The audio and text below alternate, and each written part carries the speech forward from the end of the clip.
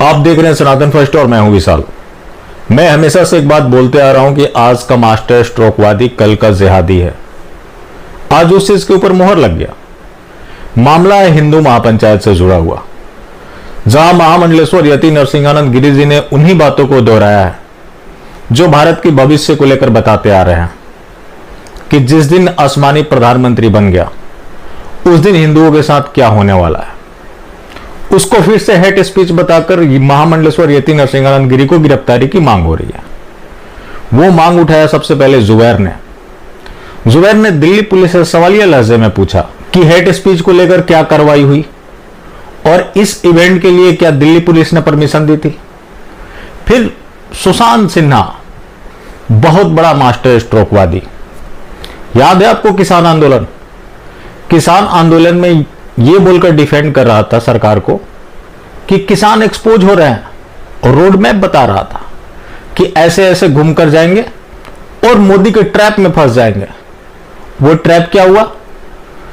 जो हत्याएं हुई, बलात्कार हुआ, वो एक अलग मामला है। यहां तक कि लोगों को जिंदा भी जलाया गया। बाद में उस किसान बिल को वापस कर लिया गया।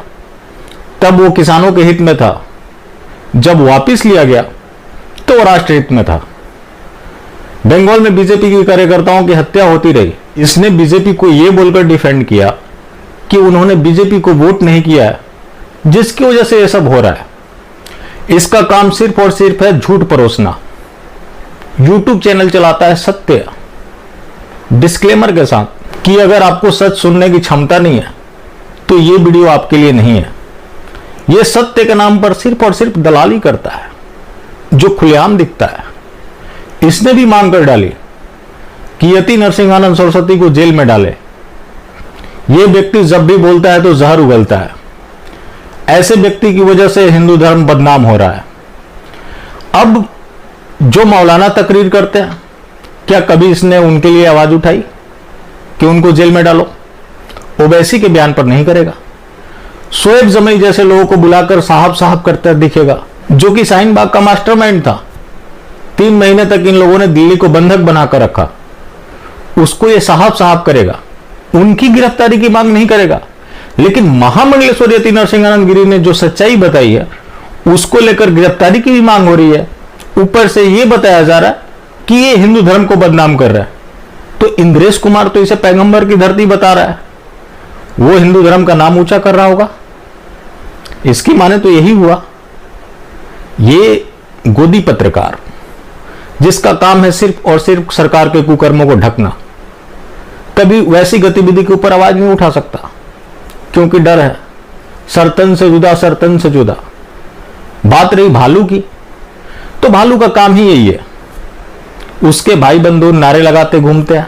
कोई ऐसा दिन नहीं निकलता जिस दिन कोई आसमानी हिंसा ना हो। अभी करौली में चल रहा है।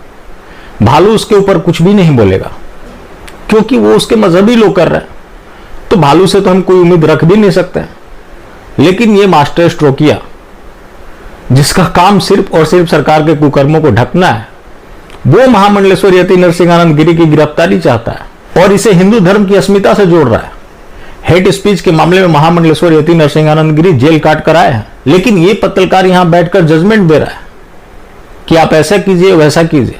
आज महामंडलेश्वर बाहर हैं तो वो कोर्ट ने जमानत दी हुई है, लेकिन ये लोग जज भी बन जाते हैं, वकील भी बन जाते हैं, फरियादी भी बन जाते हैं। लेकिन वही कोई मौलाना तकरीर कर दे। मौलानाओं के क्या क्या बयान हैं वो मैं टेलीग्राम में शेयर करूंगा, और महामंडलेश्वर यति नरसिंहानंद गिरी ने भी क्या कहा है वो भी शेयर करूंगा। फिर आप तय कीजिए कि हेट स्पीच क्या है। ये जो चूरन चटाया जा रहा है विश्व गुरु का, हम वसुधैव कुटुंबकम को मानने वाले लोग हैं, हम सहिष्णु लोग हैं, ये सिर्फ और सिर्फ कायरता है। ये सुशांत सिन्हा जब एनडीटीवी में था तो उस समय से बीजेपी अच्छी नहीं लगती थी। निजाम बदल गया, मालिक मिल गया। अब मालिक की चाटुकारिता करनी है तो उनको खुश करने के लिए इस तरह के तो वक्तव्य देने ही पड़ेंगे, जो कि उसने किया है। और अच्छी बात यह है कि लोग उसको लताड़ भी अच्छे से रहे, तो अच्छे से पहचानिए। एक ऐसा गोदी पत्रकार है जो कि सत्य के नाम पर झूठ परोसता है। जब ये सिर्फ यूट्यूबर था तो इसे महामंडलेश्वर यति नरसिंहानंद गिरी बहुत अच्छे लगते थे। ऐसे और भी कई हैं जो कई बार रहे से महामंडलेश्वर के खिलाफ बोल जाते हैं, लेकिन उन्होंने महामंडलेश्वर के नाम पर नाम शोहरत बनाई, व्यूज काउंट बढ़ाए, लेकिन आज महामंडलेश्वर को इनकी माने तो जेल में डाल देना चाहिए।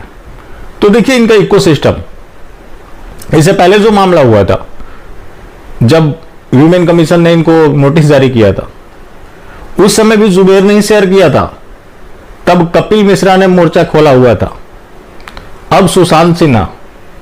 तो अब आप समझ गए होंगे कि ये जो मास्टर स्ट्रोकवादी और जिहादी है, इनके बीच किस तरह का साठगांठ चल रहा है। इसी साठगांठ को मैं लगातार समझाने की कोशिश करता हूं कि इस षड्यंत्र को समझें। बाकी जिंदा रहे तो फिर मिलेंगे, और मिलते रहेंगे तो जिंदा रहेंगे, मिलना जुलना जारी रखें, लेकिन हाँ, मास्टर स्ट्रोकवादी बिल्कुल भी ना हो।